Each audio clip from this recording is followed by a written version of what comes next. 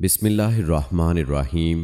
السلام علیکم دوستو، نبی مکرم سرکار دو عالم حضرت محمد مصطفیٰ صلی اللہ علیہ وآلہ وسلم نے قرب قیامت کی نشانیاں بیان کرتے ہوئے ایک ایسی عجیب اور حیرت انگیز بڑی نشانی بتائی ہے کہ جو ہم سب کے لیے لمحہ فکریہ ہے۔ بڑی پریشانی کی بات تو یہ ہے کہ یہ علامت آج کل بہت عام ہو چکی ہے۔ حدیث پاک میں ہے، جسے امام طبرانی نے روایت کیا ہے کہ رسول اللہ صلی اللہ علیہ وآلہ وسلم نے فرمایا، لوگوں پر ایک ایسا زمانہ آئے گا جب میاں بیوی آپس میں زنا کریں گے۔ صحابہ نے پوچھا، یا رسول اللہ صلی اللہ علیہ وآلہ وسلم، ایسا کیسے ممکن ہے کہ مرد اپنی بیوی سے زنا کرے اور بیوی اپنے شوہر سے زنا کرے؟ نبی کریم صلی اللہ علیہ وآلہ وسلم نے فرمایا کہ قیامت کے نزدیک مرد اپنی بیوی کو طلاق دے گا اور پھر اس بات کو زمانے کے ڈر سے چھپا لے گا، جس وجہ سے میاں بیوی کی قربت زنا میں مبتلا ہو جائے گی۔ دوستو، دو باتوں کی وجہ سے میاں بیوی آپس میں زنا کرتے ہیں۔ پہلا تو یہی ہے کہ جب مرد اور عورتیں چھوٹی چھوٹی باتوں پر جھگڑا کریں گے، مرد جذباتی ہو کر اپنی بیوی سے کہے گا کہ میں نے تم کو طلاق دے دی، اور بیوی بھی کہے گی کہ میں آپ سے طلاق لیتی ہوں، میرا آپ کے ساتھ گزارا نہیں ہے۔ جب ان دونوں کا غصہ ختم ہوگا تو دونوں پھر پہلے کی طرح ایک دوسرے کے ساتھ رہنا شروع کر دیں گے۔ میاں بیوی کے ساتھ ہم بستری کرے گا، جبکہ طلاق تو ہو چکی ہے۔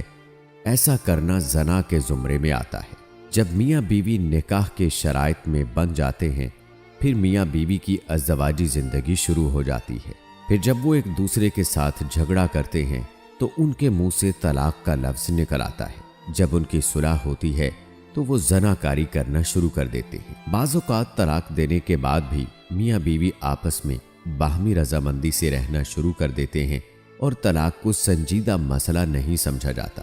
اور دوسری بڑی وجہ جس سے نکاح نہیں رہتا وہ ہے کفریہ کلمات، یعنی میاں یا بیوی میں سے اگر کوئی ایک کفریہ کلمات بول کر کافر ہو جائے تو بھی ان کا نکاح نہیں رہتا، جس کے بعد ان کی ہم بستری زناکاری اور بدکاری میں بدل جاتی ہے۔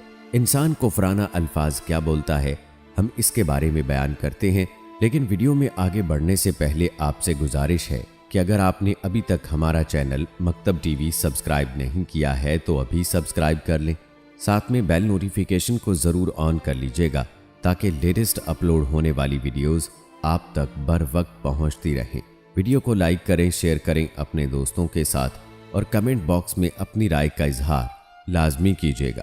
دوستو، ایک انسان خدا کے حکم کے مطابق زندگی بسر نہ کرے، اللہ کی عطا کی گئی اسلامی کتاب، نبیوں، رسولوں کو کسی میں سے ایک کو ماننے سے انکاری کرے، یا کسی اسلامی کتاب، رسول، نبی کی توہین کرے، یہ الفاظ کہنے سے انسان مسلمان نہیں رہتا، وہ کافر بن جاتا ہے۔ اس حالت میں اگر وہ اپنی بیوی کے پاس جاتا ہے تو وہ زنا کر رہا ہوتا ہے۔ جب میاں بیوی سے کہے کہ اٹھ کر نماز ادا کر لو تو بیوی کہے کہ میں نماز نہیں پڑھوں گی، نماز پڑھنے میں فلاں بیماری میں مبتلا ہو جاتی ہوں، ایسے الفاظ بولنے سے بیوی دائرہ اسلام سے فارغ ہو جائے گی۔ اگر میاں ایسا کرے تو وہ بھی غیر مذہب بن جائے گا۔ آج کل اکثر گھروں میں ہم دیکھتے ہیں کہ جب کوئی مشکل وقت آتا ہے، زیادہ تر عورتیں یہ کہتی ہیں کہ خدا ہمارے ساتھ ٹھیک نہیں کر رہا، میرے ساتھ ظلم کر رہا ہے۔ جب بھی کسی پر برا وقت آتا ہے تو وہ خدا تعالیٰ سے دعا کرنے کی بجائے یہ الفاظ کہتے ہیں کہ خدا ہمارے ساتھ ظلم و زیادتی کر رہا ہے، ہمارے نصیب نے خدا نے یہ برے حالات لکھ دیے ہیں۔ جب انسان کی زبان سے یہ لفظ نکلتے ہیں تو وہ مسلمان نہیں رہتا، کیونکہ مسلمان تو ہر حالت میں خدا کا شکر گزار ہوتا ہے۔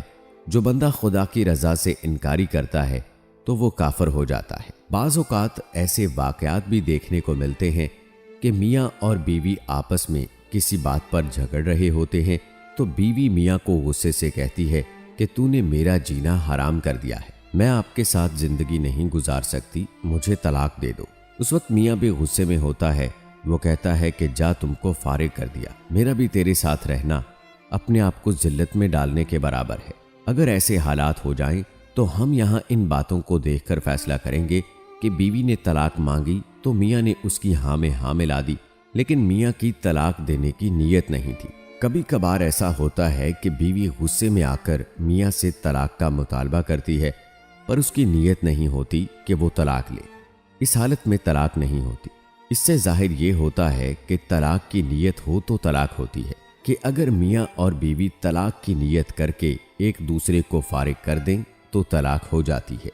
اگر ایسا ہو جائے تو دوبارہ نکاح کرنا لازم ہو جاتا ہے۔